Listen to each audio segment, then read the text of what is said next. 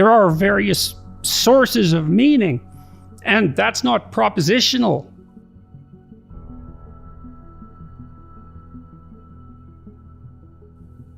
You see it in your own life, right? You can literally in therapy, you have people track that. It's like, well, you're nihilistically depressed. Let's watch your life for a week and see how that ebbs and flows with what you're doing. And then see if we can get you participating more in what makes it ebb than what makes it flow. And that's empirical in a sense, right? I'm not asking you to believe something. I'm asking you to watch the structure of your own reality to see where meaning manifests itself. And then you could say, in some sense, the sum total of where meaning manifests itself, that's where God resides. And that relationship with God that you described as the, what would you say, as that has to be maintained by our good behavior. I suppose that's that desire to live in that space of meaning. And then you can propositionalize that. You can say, well, that's associated with love, and it's associated with courage. It's associated with these classical virtues, and it's not these things that we've learned to deem as evil. And that's where you, is it reasonable to say that that's where you find God if you're searching? Is that an appropriate way of looking at it? I believe that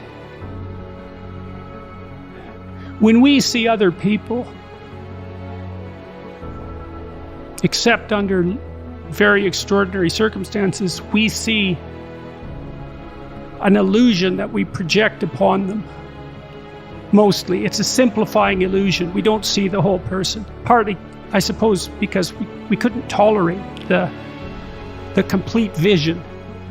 It would be too much for us, so our doors of perception are 3/4 closed, and exactly why that isn't obvious, but you see what's there. I think when you really love someone, a child, you really see that in a child if you're a parent, right? You don't see a generic baby, you see that actual person. So that memory that pushes generic baby into your field of vision dissipates, and you see what's actually there, and that love drives that. I imagine it does that. You see that meaningful fragility in your children, and it's beautiful. And maybe if you've been warped and hurt, you get resentful about it and jealous of it, and that can lead to all sorts of terrible things. But to the degree that you're privileged to see that calls you to be a better person. And you can think of that, biologically. Well, you have these fragile creatures that you're responsible for.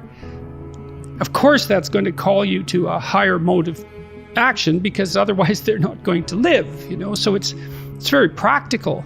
But